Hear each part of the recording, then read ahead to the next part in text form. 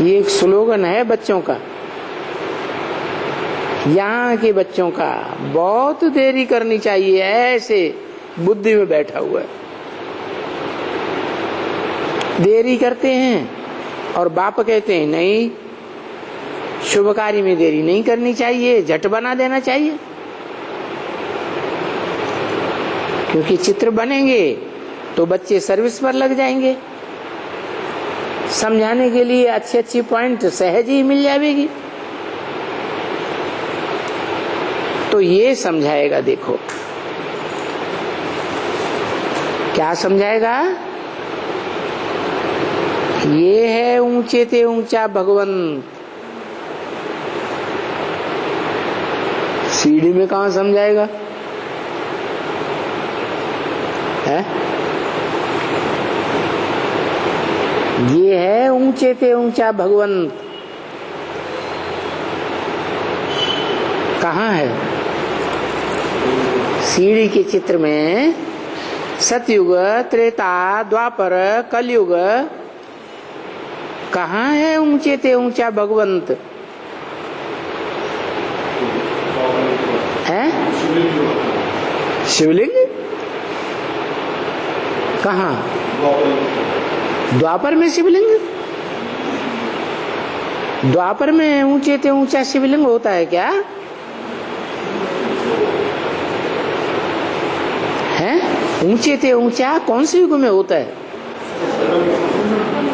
कलयुग के अंत और सतयुग के आदि का जो टाइम है उसमें होता है ऊंचे ते ऊंचा भगवंत। तो कौन है?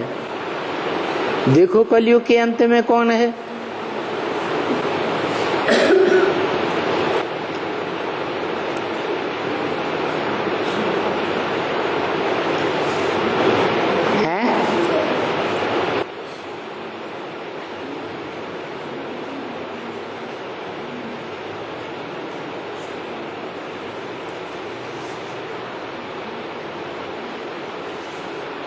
तो उस ऊंचे ते ऊंचे भगवंत को ये बच्चा समझाएगा। अच्छा, उनसे ही ये वर्षा मिल सकता है। किसने बोला? किसके मुख से बोला? ब्रह्मा के मुख से बोला। किसने बोला? शिव ने बोला। उनसे ही ये वर्षा मिल सकता है। उनसे माने सीढ़ी के चित्र में किन से, किस तरफ इशारा दिया जाए जो उनसे लागू होता हो? सीढ़ी के चित्र में कलयुग में नारायण कहाँ से आया है?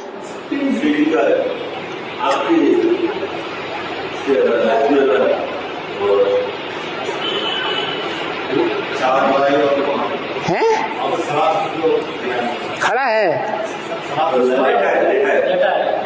लेटा है। जो लेटा है उसके सर के नीचे गीता रखी हुई है। उसके लिए कहा उनसे ही ये वर्षा मिल सकता है और वो ही अभी वर्षा देते हैं। कलयुग अंत और सतयुग के आदि के संगम पर अभी वो ही वर्षा देते हैं। इसीलिए ये लड़ाई सामने खड़ी है। क्या वर्षा देते हैं? बच्चों को विश्व की बादशाही का वर्षा देते हैं। तो दुनिया में तो बच्चों की बादशाही तो है नहीं। भगवान पंडा बाप के बच्चे तो पांडव बैगर के रूप में घूम रहे हैं इस दुनिया में। राजा ही कहाँ है उनको? तो उनको राजाई मिलेगी तब कि जब इस दुनिया में जो भी रावण संप्रदाय हैं उनका राज्य है,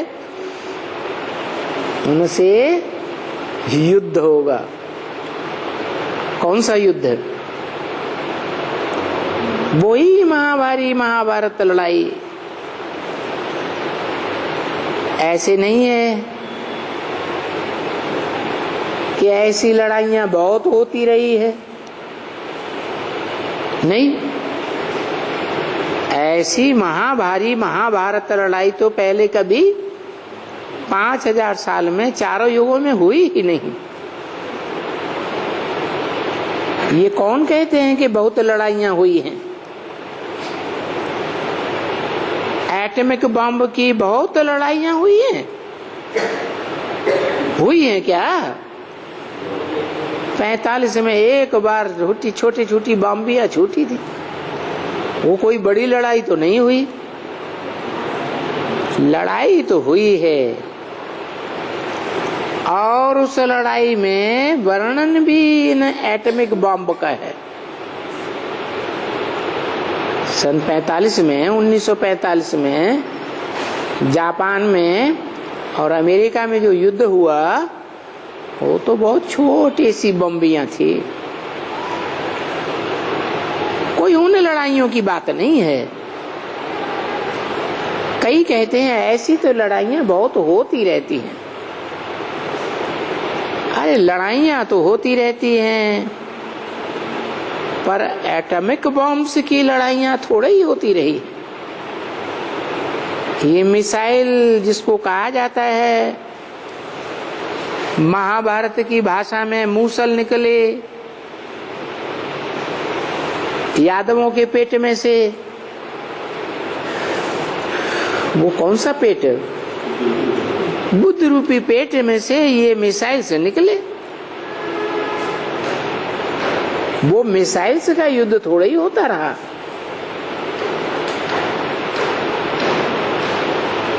ये तो बहुत खौफनाक युद्ध है,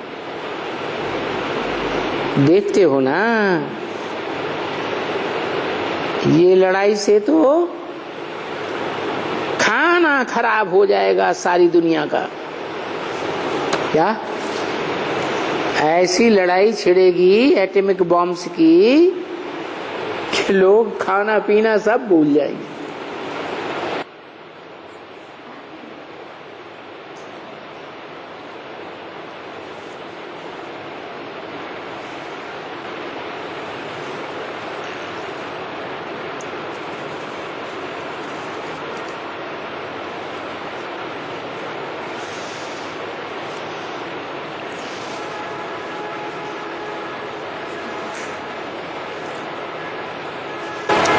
खाना खराब हो जाएगा। क्या सुनते हो? ऐसे कोई लड़ाई में कहते थे क्या कि हम एक बम मारेंगे, यहां अमेरिका में बैठे बैठे मारेंगे और सारी चाइना उड़ जाएगी? इतना खौफनाक बम।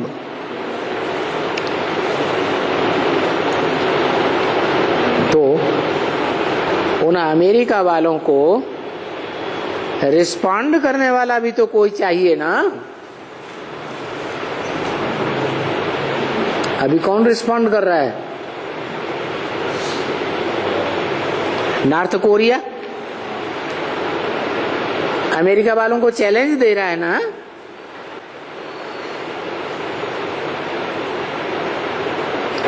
लड़ाइयों की बात तो बहुत बाबा के पास अभी लिखत में आती रहती है कि ऐसे ऐसे ये लड़ाइयां होती हैं। तो उन लड़ाई लड़ने वालों को समझाना तो चाहिए ना। लड़ाई तो होती है, पर ये लड़ाई देख करके, ये वंडरफुल लड़ाई है ना एटॉमिक बॉम्ब्स की लड़ाई। और ये तो इस दुनिया की अंतिम लड़ाई है। इसके बाद इस दुनिया में कोई लड़ाई नहीं होगी। और इस लड़ाई के बाद क्या होगा? पुरानी दुनिया खलास और नई दुनिया की स्थापना हो जाएगी। क्योंकि ये एटॉमिक बॉम्ब्स तो पुरानी दुनिया को खत्म करते हैं ना। है पुरानी दुनिया माने लड़ाई झगड़ा करने वालों की दुनिया खत्म होगी, या जो पांडव लड़ते ही नहीं है उनकी दुनिया खत्म होगी? किसकी दुनिया खत्म होगी? जो लड़ने वाले हैं, लड़के हैं, उनकी दुनिया खत्म होगी। नई दुनिया के लिए भगवान गीता सुनाते हैं, राजयोग सिखलाते हैं, परंतु ऐसे राजयोग सीखने वाले ऐसे बच्चे, सेंसिबल बच्चे सभी तो नहीं होते हैं। नहीं,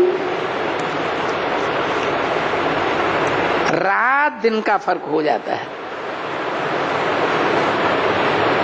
किसमें? योगियों में और भोगियों में।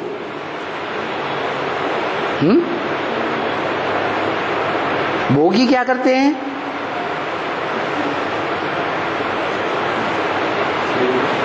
क्या भोगते हैं?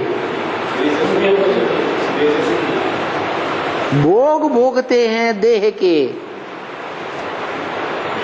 पंचभूतों से जो बनी हुई देह है ना, उस देह की इंद्रियों से सुख भोगते हैं। और योगी क्या करते हैं?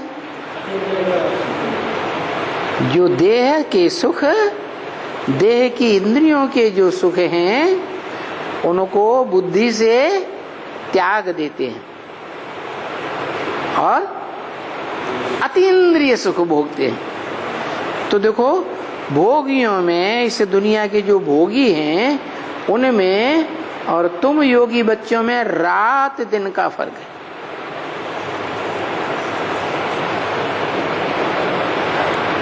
वो पंच भौतिक शरीर के भोग भोगने में लगे रहते हैं और तुम भौतिकवादी दुनिया को बुद्धि से त्याग देते हो। तुम्हारे लिए ये भौतिकवादी दुनिया क्या हो जाती है?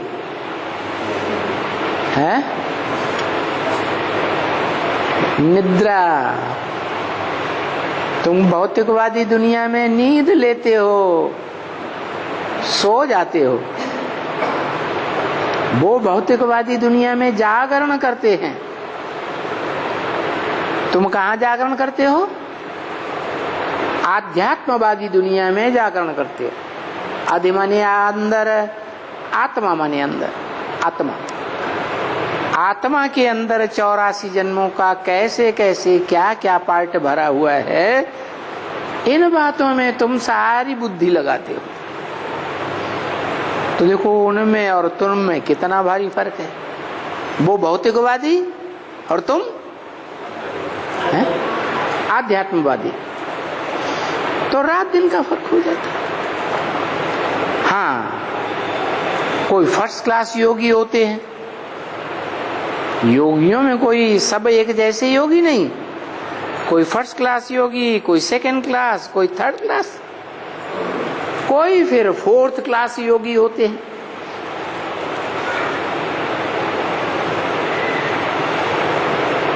भाई, और भी कोई होते हैं फोर्थ के पीछे। फोर्थ क्लास के पीछे भी कोई और होते हैं। ये फिफ्थ क्लास भी होता है क्या? अच्छा, ये बच्ची अच्छी सर्विस करके आई है, फिर दिन प्रतिदिन जितना ये आती जाएगी और यहाँ नई नई पॉइंट धारण करेगी, क्योंकि दिन प्रतिदिन तुम्हारी ये ज्ञान की पॉइंट्स और ही इजी होती जाएगी समझने में। तो ये सहज कोई भी समझ सकेगा, इसलिए इसको सहज ज्ञान और सहज योग कहा जाता है। क्या? सहज गीता ज्ञान, सहज राजयोग। तो ये सहज बात कोई भी समझ सकेगा कि ये तो राइट बात बोलते हैं, क्योंकि ये जो तुम ब्राह्मणों का झाड़ है, क्या तुम ब्राह्मणों का जो ये ब्राह्मणों का षष्ठी वृक्ष है, वो दिन प्रतिदिन बढ़ता ही तो जरूर जाएगा ना। वृक्ष बढ़ता है या खत्म हो जाता है? दिन प्रतिदिन बढ़ता है। तो पीछे हो करके जब ये 1 से 2, 2 से 5, 5 से 10, 10 से 20, तो जितना जितना 20 से जास्ती होता जाएगा, तैसे तैसे तुम्हारी वृद्धि भी ऐसे होती रहेगी। परंतु इस झाड़ की वृद्धि आहिस्ते आहिस्ते होगी, ऐसे नहीं एकदम दुगना बढ़ जाएगा। क्योंकि धीरे धीरे वृद्धि क्यों होती है? क्योंकि इस ब्राह्मणों के झाड़ को माया के तूफान बहुत लगते हैं, जबरदस्त तूफान लगता ही रहता है। तो तूफान तो कभी लगा कभी न लगा, ऐसे होता है क्या? नहीं, तूफान तो लगते ही रहते हैं। ये तो हर कल्प संगम युग पर ये माया का तूफान है ही है। ये बहुतों को छनाए देते हैं। वृक्ष में, झाड़ में जो पत्ते होते हैं तमो प्रधान पुराने पीले पड़ जाते हैं, तो क्या होता है उनका? जड़ जाते हैं, बहुतों को छनाए देते हैं, गिर पड़ते हैं एकदम।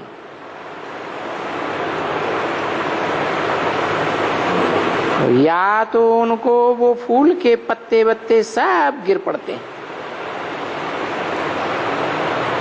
कहेंगे बहुत कुछ गिर गया। ये गिराने वाला देवभान है ना बच्ची, उस देवभान में आकर के बहुत गिरते हैं। ये मरा,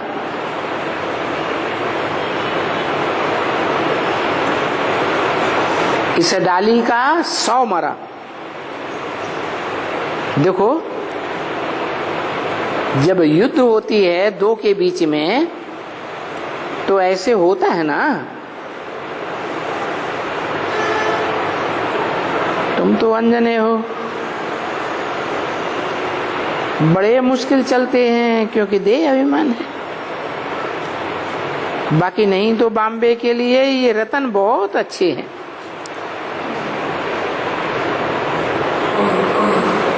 और वो सेंटर भी अच्छा है, भले कितना भी दूर हो तो भी कोई हर्जा नहीं है। और गरीब हो तो चलो उनको टिकट भी दे देना, रेलवे से आने के लिए, या उनका कोई भी टिकट हो। अगर देखें कि नहीं चाहिए, हम अपना कर लेंगे, इनका आसार अच्छा है, तो हाँ बच्ची, यहाँ कभी भी बैठो तो आंखें बंद करके कभी नहीं बैठो। कहाँ? बाबा के सत्संग में जब बैठो तो आंखें बंद करके कभी नहीं बैठो। क्यों?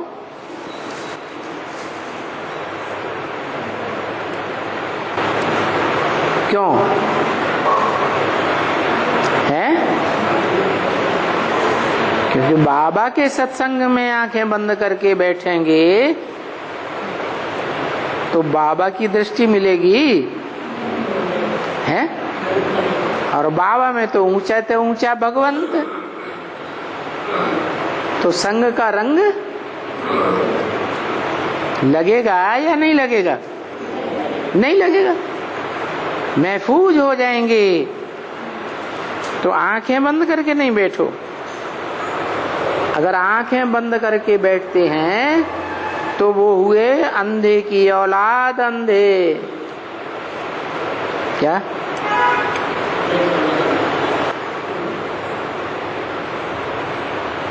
कौन अंधा था? महाभारत में किसको अंधा बताया? धृतराष्ट्र। क्या किया उसने जो नाम पड़ा धृतराष्ट्र? धृत माने धर लिया, राष्ट्र माने धन संपत्ति। जो राजाई थी और राजाई की जो भी धन संपत्ति थी वो किसकी राजाई थी? धृतराष्ट्र से पहले पांडु की, राजा पांडु की राजाई थी। राजा पांडु उसे थोड़े समय के लिए संभालने के लिए देके गए थे, पूरा ही तो नहीं देके गए थे। लेकिन धृतराष्ट्र ने क्या किया? सारी धन संपत्ति, सारी राजाई हड़प करके बैठ गया। और जब पांडवों के बाप पंडा ने शरीर छोड़ दिया तो पांडवों को कोई हिस्सा नहीं दिया। सुई की नोक के बराबर भी हम तुमको हिस्सा नहीं देंगे। तो देखो उनको कहेंगे अंधे की औलाद अंधे। ये अंधे की औलाद अंधे बैठे हुए हैं सामने।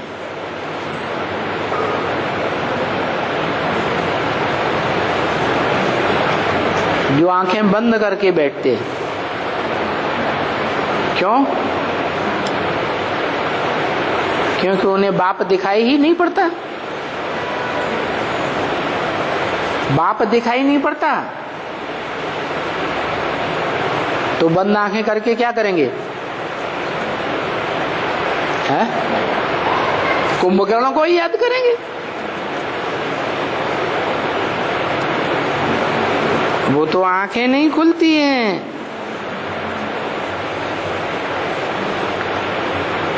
तीसरी आंख, वो तीसरी आंख नहीं खुलती है, लेकिन ये आंखें भी बंद। जिन आंखों से संग का रंग ले सकते हैं वो आंखें भी बंद। भक्ति मार्ग में ऐसे होता है। याद करने बैठते हैं तो अक्सर करके क्या करते हैं? आंखें बंद कर ली। और वो ये होते हैं ना, यहां तो आंखें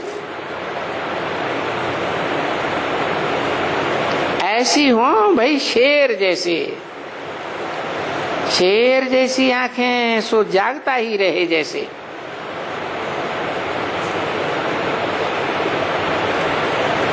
अच्छा, मीठी मीठी खुशनसीब बच्चों प्रति माता पिता बाप दादा का याद प्यार।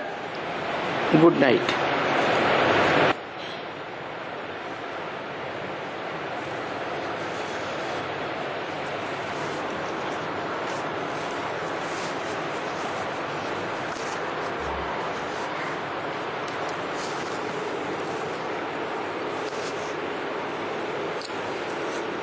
आज का प्रातः क्लास है 1/4/1967।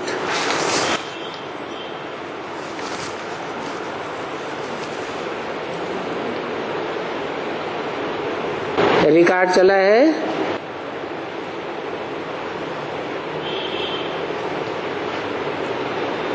ये लड़ाई है दिए और तूफान की।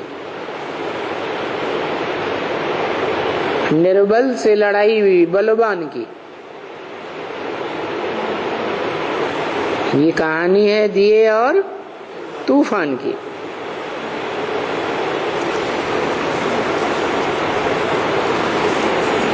ओम शांति। मीठे मीठे सिकीले बच्चों ने ये गीत की लाइन सुनी, भक्ति मार्ग का है ये गीत वास्तव में।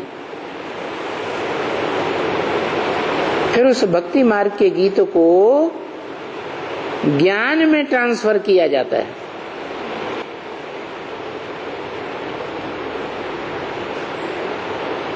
क्या भक्ति मार्ग के गीतों को ज्ञान में ट्रांसफर किया जाता है, और तो कोई इन गीतों को ट्रांसफर नहीं कर सकता।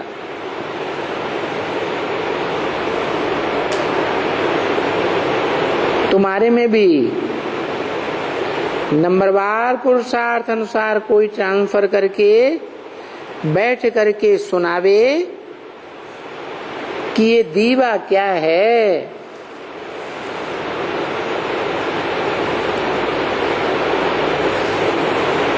जो दीवा निर्बल पड़ जाता है तूफान के सामने, परंतु हिम्मत से लड़ता रहता है। क्या हिम्मत है बच्चे, मदद है बाप। तो ये समझाना है कि दीवा माने कोई आत्मा है। क्या जो दुनिया के मुकाबले बहुत कमजोर है, और दुनिया में तो बड़े बड़े बलवान पड़े हुए। और तूफान क्या है वो भी बताना है। तो दीवा तो बच्चे जानते हैं कि हमारी आत्मा ही दीवा है, जिस आत्मा रूपी दीवे की रोशनी उजियानी हुई है। क्या इसमें घृत कम हो गया है, तो दीवे में अगर घृत कम हो गया तो रोशनी भी धीमी पड़ जाती है। और अभी संगम में हमारा बाप आया हुआ है, उस दीवे को फिर से जगाने के लिए। परंतु इसे उजियानी हुई रोशनी वाले दीवे को हिम्मत करके तूफान के बीच से जाना पड़ेगा। अच्छा, कहां से गुजर कर जाना पड़ेगा? तूफान के बीच से गुजर कर जाना पड़ेगा। इसलिए वो भक्ति मार्ग में लोग दीवा जगाते हैं।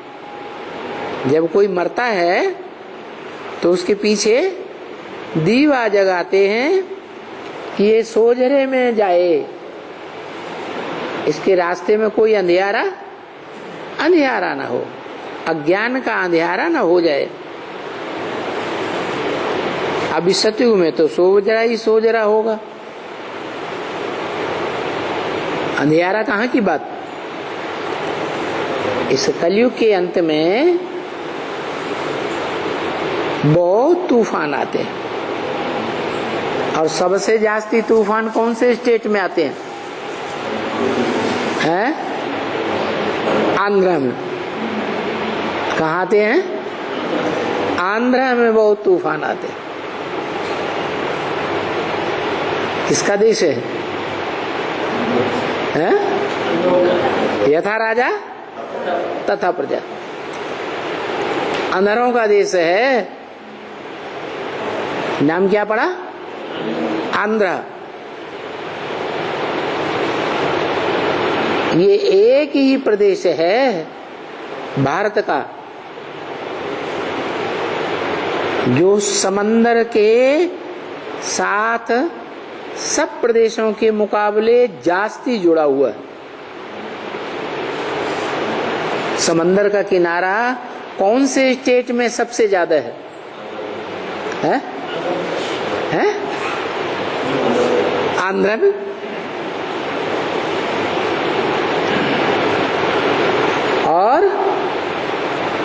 आंध्रा का जो राजा है वो भी अंधा, यथा राजा तथा प्रजा अंधा। वो कहानी होती है ना, अंधे और लंगड़े की कहानी, क्या कि नदी पार कैसे करें। विषय वैतरणी नदी है, इसको पार कैसे करें। वो लंगड़ा है, चल नहीं सकता, और वो अंधा है, देख नहीं सकता। तो क्या करते हैं, एक दूसरे का सहयोग ले लेते हैं। लंगड़ा अंधेरे के ऊपर सवार हो जाता है। लंगड़े को आंख तो है क्या, अपवित्रता का लंगड़ा है, रुद्रमाला का मणका है, तो उसको दिखाई तो अच्छा पड़ता है। ज्ञान की आंख तो है, तीसरा नेत्र तो है।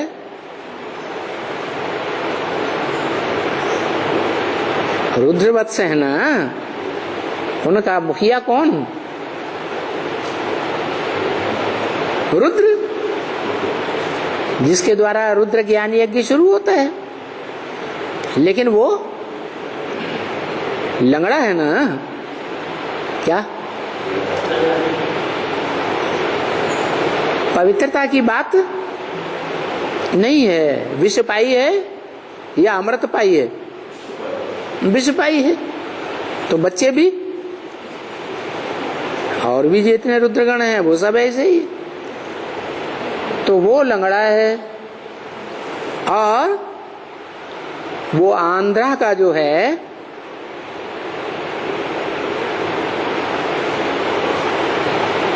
राजा धृतराष्ट्र।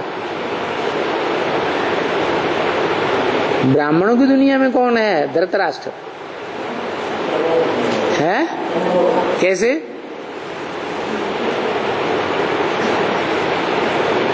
है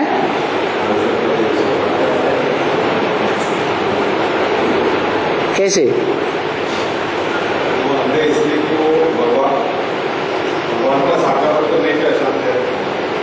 नहीं, वो धृतराष्ट्र ने धृत माने धारण कर लिया, राष्ट्र माने धन संपत्ति, सारी राजाई अपने हाथ में ले ली।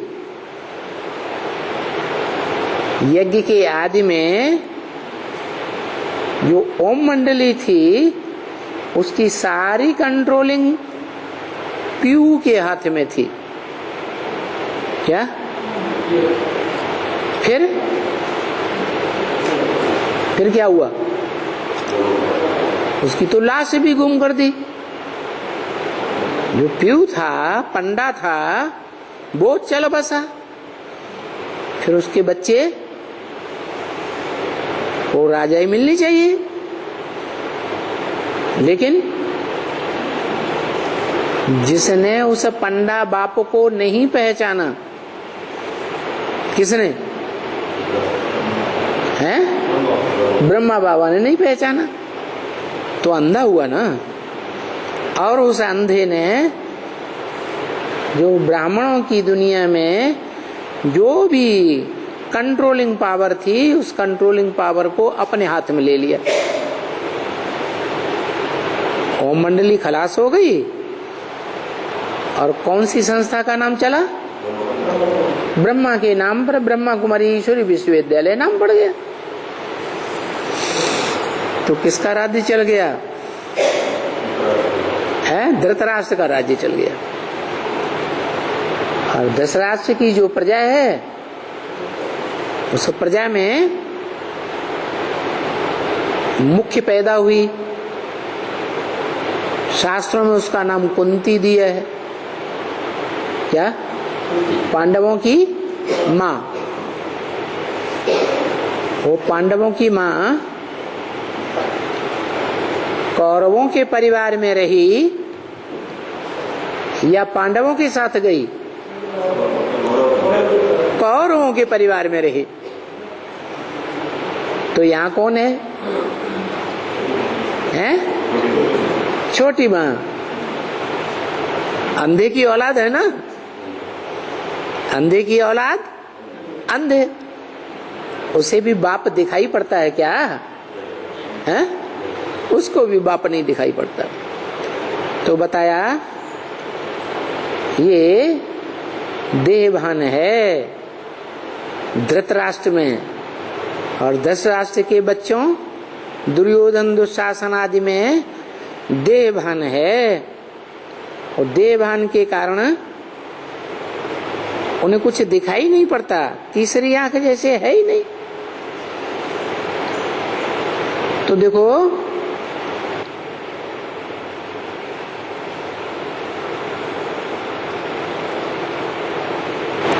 आज की दुनिया में तो वो आंध्र प्रदेश स्थूल में दिखाया गया, स्थूल सागर के किनारे है। कहाँ की बात? बेहद में। ब्राह्मणों की दुनिया में जो बेहद का आंध्र प्रदेश है वो कौन सा है? अंधरों का प्रदेश है। ब्रह्मा और ब्रह्मा कुमार कुमारियों का जो संगठन का स्थान है वो क्या हुआ है? आंध्र प्रदेश हो गया। वो अंधरा और वो लंगड़ा। बताया उन अंधरों को जगाने के लिए दीवा जलाया जाता है। दीवा माने आत्म ज्योति, ताकि ये सोजरे हो जावे। सतयुग में तो सोजरा होगा ही, वहां अंधियारा तो होता ही नहीं। सतयुग को कहा ही जाता है दिन। वहां तो ये दीवा आदि जगाने के धंधे होते ही नहीं। जो यहाँ भक्ति मार्ग में होते हैं कि भाई दीपावली आई तो दीपावली में क्या करते हैं? दीवा जलाते हैं। कब जलाते हैं? लक्ष्मी आती है तो लक्ष्मी को सारा घर सोजरा सोजरा दिखाई दे, रोशनी ही रोशनी दिखाई दे। मने उस घर में जो भी रहने वाले हैं उनके आत्मा रूपी दीपक जगे हुए होने चाहिए, तो लक्ष्मी आएगी।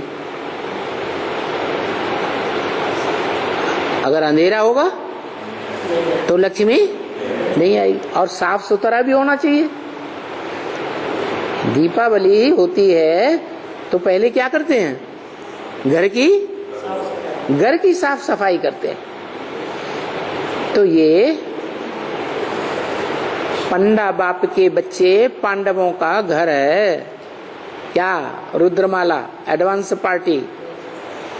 इस एडवांस पार्टी में जो भी हैं भांति उनके दीवे कैसे जगे हुए होने चाहिए। सतयुग में तो दीवे सबके जगे ही रहते हैं, लेकिन स्पेशली जगाने की बात कहाँ की है? संगम युग की है। भक्ति मार्ग में भी ऐसे होता है, जो मरते हैं तो उनके पीछे पीछे दीवा जगाते हैं कि इनकी आत्मा को कोई अंधियारा ना हो जाए। और वो दीवा जगाने की तो बात ही नहीं। यहाँ कौन सा दीवा? ज्ञान का, आत्मा का दीपक जलाने की बात है। बत्ती जगाते हैं, दीवा जगाते हैं कि इसको रास्ते में अंधियारा ना हो जाए। यूं तो कहते हैं जाते हैं स्वर्ग में, तो स्वर्ग में जाने वाले को अंधियारा काहेगा? स्वर्ग में जाएंगे तो तुमको अंधियारा थोड़ा ही लगेगा। नहीं, तुम तो सोजरे में ही होंगे। अंधियारे की कोई बात ही नहीं। न वहां कोई भूख मरता है, न कोई मरता करता है। वो तो खुशी से वहां जाते हैं। वहां तो माल बहुत मिलते हैं सतयुग में, और यहाँ तो बहुत ही बातें दिखलाने के लिए कि बरोबर ये घोर अंधेरा है और छी दुनिया है। आत्मा की ज्योति उजियानी पड़ी है और तुम जगाते हो और कहते भी हैं कि बाप जगाने आते हैं। जो दीवे बुझ गए हैं ऐसे पड़े हैं जैसे बुझ गए। तुम्हारे तो खास करके जो भी ब्राह्मण वंशावली हैं उनमें तुम्हारे तो सबसे जास्ती दीवे बुझे हुए हैं। दुनिया में सबसे जास्ती आत्मा रूपी दीपक किसका बुझा हुआ है? तुम सूर्यवंशी बच्चों का दीपक सबसे जास्ती बुझा हुआ है, क्योंकि खास करके तुम्हारे लिए ही बाप आते हैं। क्या चंद्रवंशियों के लिए नहीं आते हैं? कहते हैं ब्रह्मवाक्य मुरली में क्या बोलते हैं? मैं तुमको सुनाता हूँ, ये चंद्रमा ज्ञान चंद्रमा तो बीच में सुन लेता है। सुनाता किसके हूँ? समझाता किसको हूँ? है समझदार को समझाया जाता है या बेसमझ को समझाया जाता है? हैं? समझदार को। तो मैं तुमको समझाता हूँ, ये तो बच्चा बुद्धि है, कृष्ण वाली आत्मा है, उसको समझाएंगे तो समझेगा थोड़ी, इसलिए मैं तुमको समझाता हूँ। तो बाप तुम्हारे लिए आए, तुमको खास, तुम ही पहले पहले कान से सुनते हो। क्या कहा है? ब्रह्मा कुमार कुमारियां क्या समझती हैं? वो ये समझती हैं कि शिव ने जब ज्ञान सुनाया तो ब्रह्मा के कान सबसे पहले सुनते हैं। और बाबा यहाँ क्या कहते हैं? तुम ही पहले पहले कान से सुनते हो। तो ये तो दो बातें हो गई। ब्रह्मा के कान मुरली को पहले सुनते हैं या तुम्हारे कान पहले मुरली को सुनते हैं?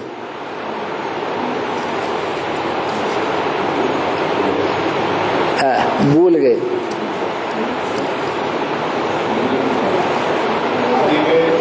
हाँ, यज्ञ के आदि में पीयू वाली आत्मा में शिव बाप ने सुनाया ना गीता ज्ञान, और तुम बच्चे भी थे वहां पहले पहले। तो तुमने पहले सुना या ब्रह्मा ने पहले सुना? है पहले किसने सुना? हम बच्चों ने सुना। और तुम बैठते हो सुनने के लिए, तुम कहते हो कि तुम्हारी आत्मा की बत्ती उजियानी हुई है, तो उस उजियानी हुई बत्ती को करंट कहां से मिलेगा?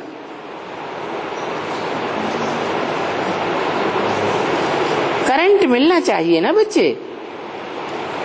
और ये बात तो बच्चे जान गए हैं कि करंट तो बाप से ही मिलेगी। हैं? करंट किससे मिलेगी? है? कैसे मिलेगी?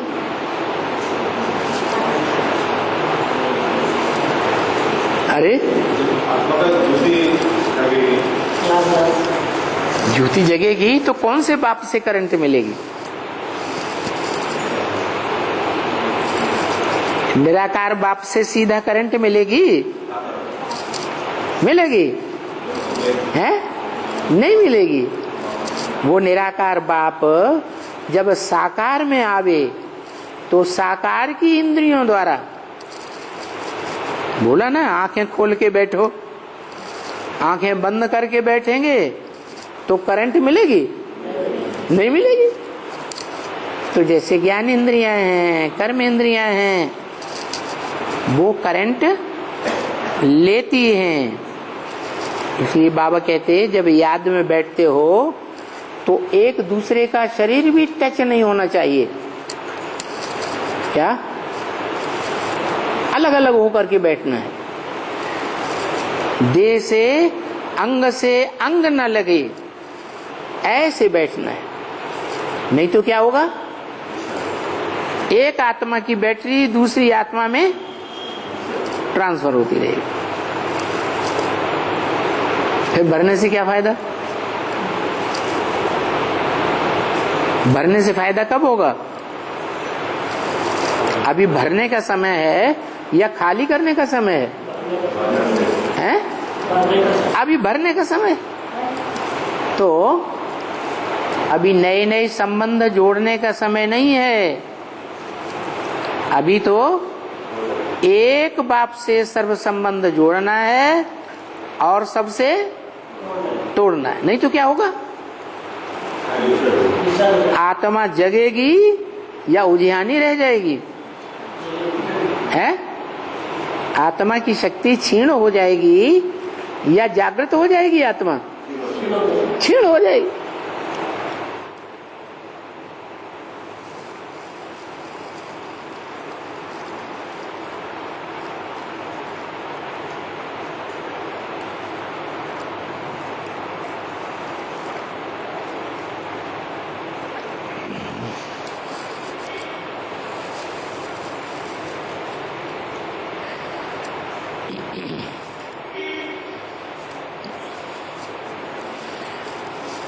तो बताया कि अभी तुम्हारी आत्मा की ज्योति उजियानी हुई है। तो उजियानी हुई आत्मा रूपी दीपक को कहां से करंट मिलेगा? तुम आपस में तो एक दूसरे से करंट पूरा मिलने वाला नहीं, क्योंकि सबकी आत्मा रूपी ज्योति उजियानी हुई है। अभी तो बाप आए हुए हैं। क्या? किसका बाप? आत्माओं का बाप आया हुआ है, लेकिन उसको अपना शरीर नहीं है। शरीर है, उसको शरीर नहीं है। तो शरीर जिसको है उसमें प्रवेश करता है। किसमें प्रवेश करता? जिसका शरीर कभी इस संसार में नष्ट ही नहीं होता, सदा काल इस सृष्टि पर वो शरीरधारी रहता है। वो एक ही आत्मा है जिसका शरीर इस संसार में कभी नष्ट नहीं होता है, जिसकी कभी मृत्यु नहीं होती। उसको किसी ने जन्म लेते हुए भी नहीं देखा। तो ऐसे में प्रवेश करके मैं तुमको करंट देता हूं। सबसे जास्ती करंट कौन से अंग से लगता है? आंख से लगता है। दुनिया में भी एक दूसरे से प्यार हो जाता है तो पहला पहला करंट कहां से शुरू होता है? हैं? आंख से शुरू होता है। तो ये भी ऐसे ही है। बच्चे आंख बंद करके बैठते हैं तो बाबा कहते ये रहेंगे अंधे की औलाद अंधे। अभी बाप आया हुआ है, अभी तो एकदम आंखें खोल करके जागृत होके बैठना चाहिए। तो करंट कहां से मिलेगी? आंखें बंद करके बैठेंगे। अभी करंट मिलनी चाहिए ना बच्चे। तो बच्चे जान गए हैं करंट तो आत्माओं के बाप से ही मिलेगी, और आत्माओं का बाप बिना शरीर के करंट दे ही नहीं सकता। तो जो अविनाशी शरीरधारी है, इस मनुष्य सृष्टि का बीज, जो बीज कभी खलास ही नहीं होता, अविनाशी बीज है, षष्ठ रूपी रंगमंच पर एक ही है, तो उसमें प्रवेश करके तुमको करंट देता हूं। तो ये बच्चे जान गए हैं कि बाप से ही करंट मिलती है। और सब जो भी बच्चे हैं उनको करंट आत्मा को मिलती है। कभी देखते हो ना, यहाँ करंट कम हो जाती है तो डल हो जाते हैं।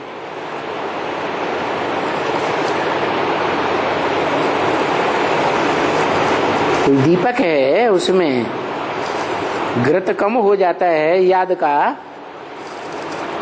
तो दीपक की लौ कम हो जाती है, बत्तियां सभी डल हो जाती हैं। और फिर करंट जब जोर से भरती है तो दीपक की लौ फिर खड़ी हो जाती है। ऐसे होता है ना। तो तुम बच्चे तो जानते हो, ये तो घोर अंधियारा है, इसको कहा ही जाता है घोर अंधियारा, घोर ब्रह्मा की रात। और इस ब्रह्मा की रात में कौन है ब्रह्मा? ज्ञान चंद्रमा। ज्ञान चंद्रमा कैसा हो गया? पूरा अंधेरा हो गया या पूरा रोशनी वाला है चंद्रमा? है पूरा अंधेरा हो गया। अमावस्या के दिन चंद्रमा कैसा हो जाता है? उसका नाम है अमावस्या। अम्मा बसी आ करके उसके दिल में बस गई, चंद्रमा के दिल में। माने उस चंद्रमा रूपी बच्चे पर उस अम्मा का प्रभाव पड़ गया।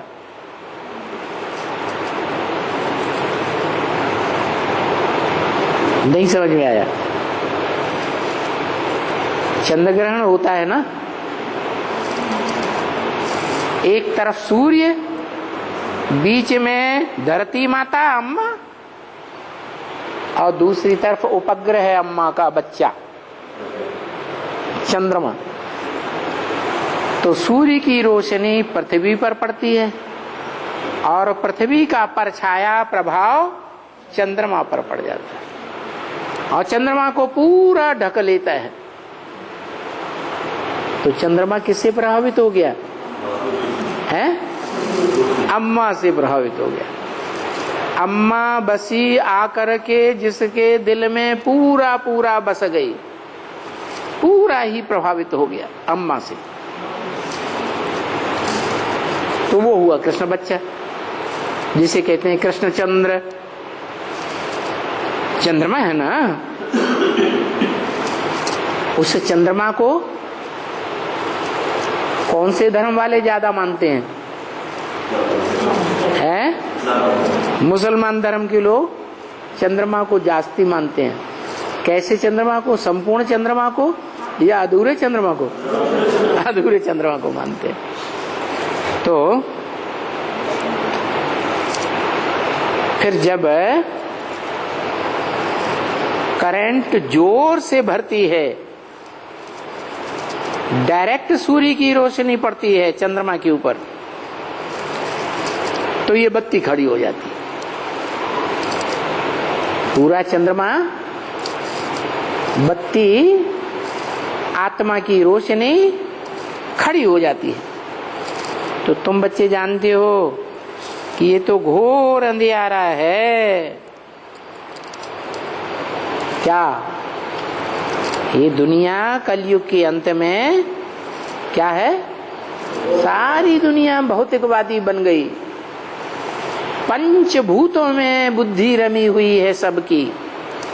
पृथ्वी, जल, वायु, अग्नि, आकाश से बने हुए ये जो शरीर हैं, इन शरीरों के आलोड़न में, 5 तत्वों के मनन चिंतन मंथन में सारी दुनिया लगी हुई है। शरीर के पोषण में लगी हुई है, लेकिन शरीर में जो अविनाशी आत्मा है उसके बारे में किसी को जानकारी है ही नहीं। तो इसको कहा जाता है घोर अंधियारा। इसी बात के लिए गीता में बोला है क्या? योगी लोग जागते हैं। योगी लोग जहां जागते हैं वो दुनिया वालों के लिए रात है। किसमें जागते हैं? आध्यात्मवाद में योगी लोग जागते हैं कि आत्मा के अंदर क्या है। अधिमाने अंदर, आत्मा माने आत्मा। आत्मा के अंदर क्या है, इस बात का मनन चिंतन मंथन करने में योगी लोग जागरण करते हैं। और दुनिया वाले उस रात्रि में सोते हैं। दुनिया वालों के लिए वो अध्यात्मवाद रात है, और तुम्हारे लिए, तुम जागरण करते हो, तुम्हारे लिए वो आध्यात्मवाद दिन है।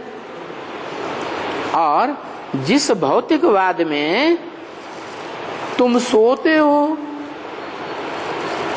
क्या तुम्हारे लिए भौतिकवाद रात है और उनके लिए वो दिन है। वो भौतिकवाद में जागरण करते हैं।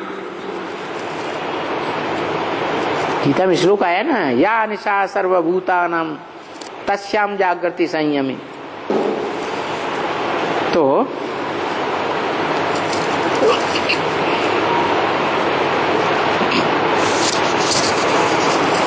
अभी तुम बच्चे करंट ले रहे हो। कैसे करंट ले रहे हो? आत्माओं के बाप से करंट ले रहे हो। दुनिया भी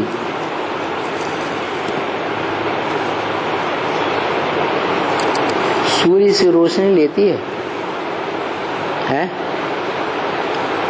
वो कौन सा देश है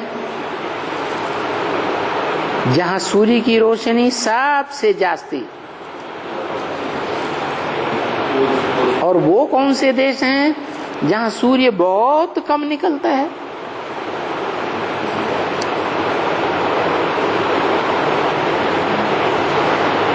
जो अंग्रेजों के देश हैं वहां सूरज बहुत कम निकलता है। क्या विदेशी लोग ज्ञान सूर्य की रोशनी ज्यादा लेते हैं, या स्वदेशी भारत के लोग ज्ञान सूर्य की रोशनी ज्यादा लेते हैं? कौन लेता है? हैं? भारतवासी जो ज्ञान सूर्य है शिव, उससे ज्ञान की रोशनी जास्ती लेते हैं, और विदेशी कम ज्ञान उठाते हैं। तो उनके कम जन्म होते हैं और हमारे इस दुनिया में ज्यादा जन्म होते हैं। हम ज्यादा ज्ञान उठाते हैं, ज्ञान की रोशनी ज्यादा लेते हैं सूर्य से, तो हम ज्यादा सुखी रहते हैं। ज्ञान से सुख होता है या दुख है? ज्ञान से होता है सुख, और अज्ञान से होता है दुख। ज्ञान देने वाला एक और अज्ञान देने वाले अनेक धर्म पिता हैं। इब्राहिम, बुद्ध, क्राइस्ट ये अज्ञान देते हैं या ज्ञान देते हैं? वो अज्ञान रात के असुर हैं। अब तुमको कौन मिला है? ज्ञान सूर्य मिला है। तो ज्ञान सूर्य से तुम करंट लेने के लिए आंखें खोल करके बैठेंगे तो तुम्हारी आत्मा को पूरा पूरा करंट मिले।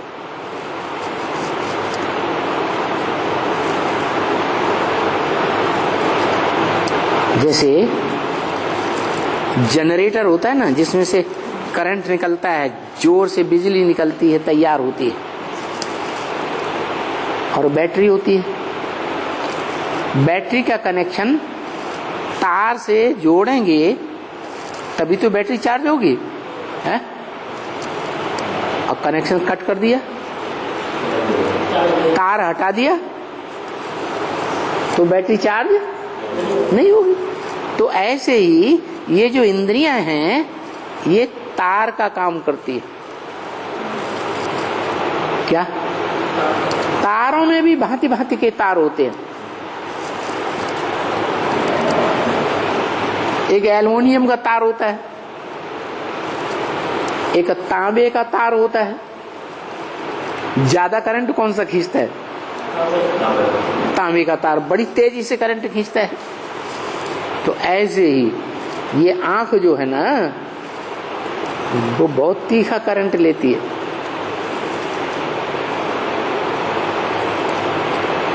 और इंद्रियां इतना तीखा करंट नहीं लेती, देती।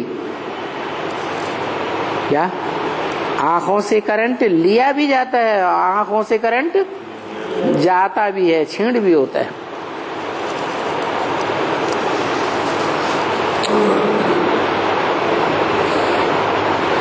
तो तुम अभी करंट ले रहे हो। कहां से ले रहे हो? बड़े से बड़े मशीनरी से तुम करंट ले रहे हो। क्या? जो करंट को स्टोर करने वाली बड़े से बड़ी मशीनरी है, उससे तुम रोशनी ले रहे हो। अभी देखो, तुम जो रोशनी लेते हो वो कितनी बड़ी मशीन होनी चाहिए।